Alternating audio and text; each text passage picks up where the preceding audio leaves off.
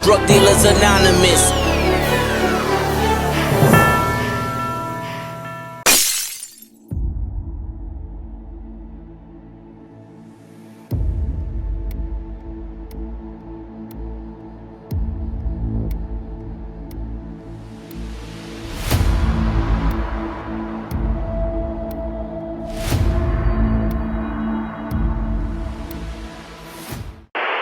He was one of the city's most notorious drug dealers, famous since the 1980s for his murderous ways and mountains of cash and drugs, immortalized in dozens of rap songs and the movie Paid in Full. But it all came to an end for Alpo Martinez right here on the streets of Harlem, right where it all began. After being released from the Witness Protection Program, Alpo Martinez returned to Harlem in 2016, nearly 2 decades after his cooperation with law enforcement. His return shocked many. Some welcomed him, while others rejected him due to his past as a snitch. I don't promote nothing of being a rat, government witness, and I don't promote that. I promote you do what you got to do for you. I did what I did for me, and I walk in my truth.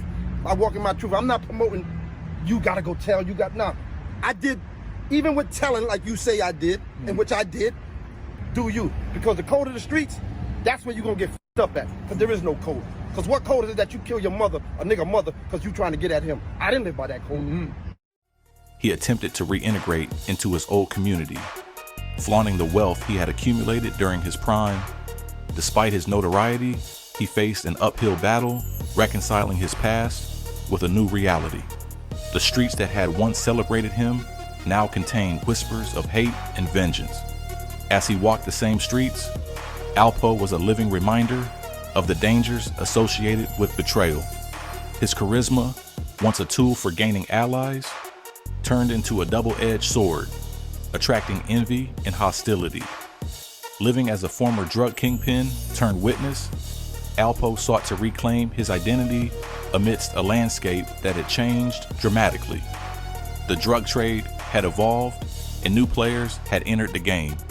The rules were different, but Alpo seemed to position himself as a persona resembling his former self, trying to regain respect and control. Pole life. We doing the pole life.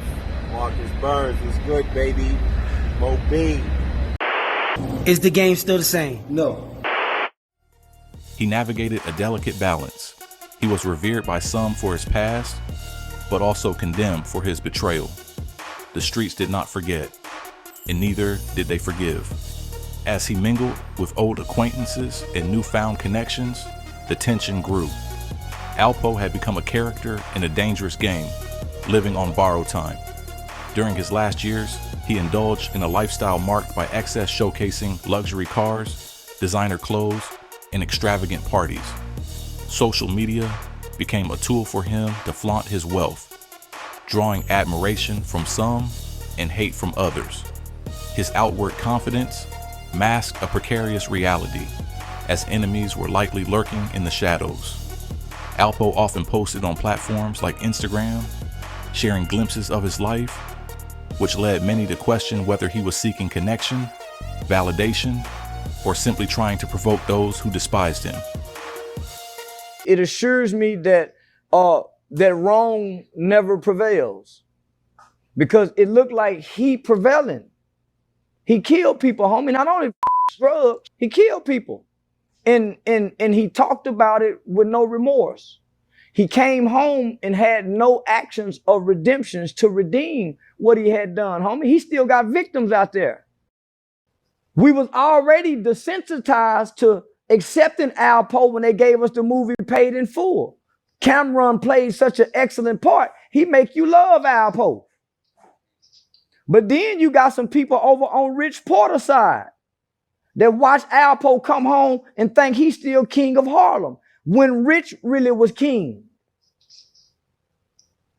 So you talking about right and wrong, good and evil, homie, and evil has never won.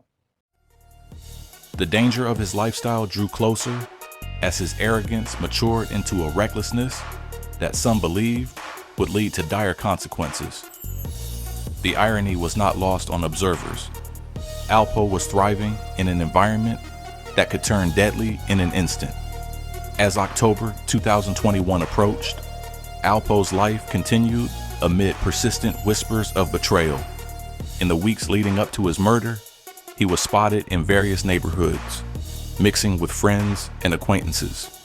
He was out often, seemingly unfazed by the danger that surrounded him.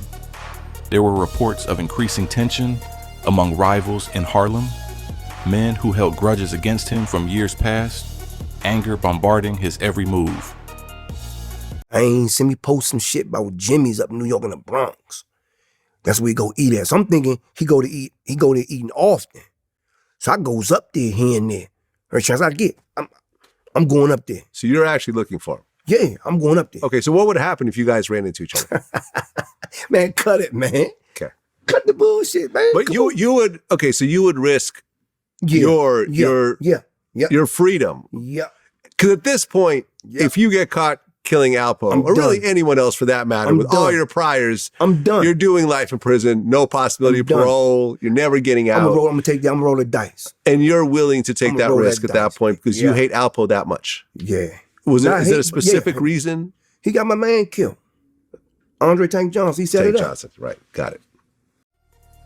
It said he remained unrepentant, in denial about the very real consequences of his past actions. However, the streets communicate, and word on the block was that Alpo was becoming a target. In these final days, the shadow of death loomed, a vision that every seasoned player in the drug game understood. As he prepared to celebrate Halloween, little did he know that it would be his final celebration, marking a tragic end to a life filled with contradictions. On Halloween night, October 31st, 2021, he was driving in Washington Heights when his world came to an abrupt end. He was shot multiple times while in his vehicle near West 147th Street. Witnesses recalled the horrific scene, stating that the gunshots rang out, leaving residents and passersby scrambling for safety. On Sunday, about 3:20 a.m., police were called to Frederick Douglass Boulevard near West 147th Street. A dark red pickup truck crashed into parked cars. The driver was shot 5 times in the chest through the car window and killed. I heard 5 shots, 1 and then 4 consecutive shots after that. It was Alpo, but his driver's license and other IDs had his witness protection name of Abraham Rodriguez with a Lewiston, Maine address. The murder scene stretched for blocks up to 151st Street. Alpo had been given a new identity when he was released from a Colorado Supermax prison in 2015 after serving more than 20 years for 14 murders. But instead of lying low, he couldn't seem to stay away from New York. He's been seen riding around Harlem most of the time. You know, he's been seen down in Harlem a lot. In addition to the murder convictions, Alpo was widely believed to have turned on many of his former associates in order to shave years off what could have been a life sentence. There is no shortage of people who may have wanted payback. Alpo's life was claimed in moments as those he had betrayed sought vengeance for his prior actions. He was pronounced dead at the hospital shortly after the shooting. The Kingpin was no more. The nature of the attack suggested that it was personal, a calculated move from individuals still angry over the past. For Alpo, a man who had once ruled in power and control, the streets had finally come to collect their due. Alpo's death sent shockwaves through Harlem and beyond. News of the murder quickly spread, reigniting conversations about his previous life as a drug lord. For many, it was a validation of their hate for him, proof that the streets never forget and always retaliate. The investigation that followed revealed Alpo was killed over road rage and not revenge. He had clashed with Shaquem Parker over the summer when Alpo was riding his motorcycle and brushed past Parker in a way that showed disrespect. Police have arrested the man they say murdered former Harlem drug lord Albert Alpo Martinez. Cops arrested Shaquem Parker. He's 27 years old. He was already being held on Rikers Island in a gun case. Police say he also has priors for burglary, robbery, and drug possession.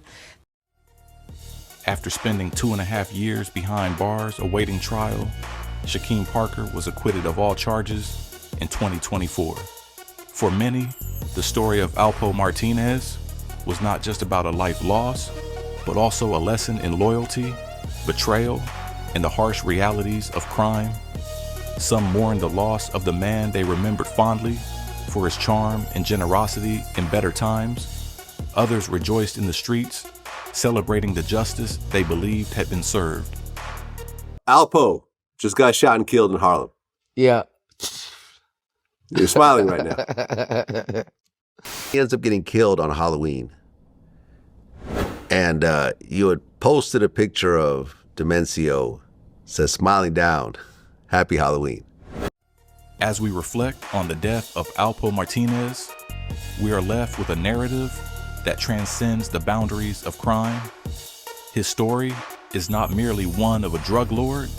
It represents the broader implications of loyalty, the consequences of betrayal, and the unforgiving nature of the streets. There are many lessons to be drawn from Alpo's life and death. His rise, triumphs, and ultimate fall serve as a chilling reminder of the life led by those who choose a path of crime. His life illustrates the allure of power and wealth overshadowed by the lurking threat of violence and death. In a world that is constantly changing, the legacy of Alpo Martinez will remain a cautionary tale. The streets may have claimed him, but the discussion surrounding his life will echo in the community for years to come. I'm not snitching on nobody in Harlem, cause when I come home, I'm still gonna be the king.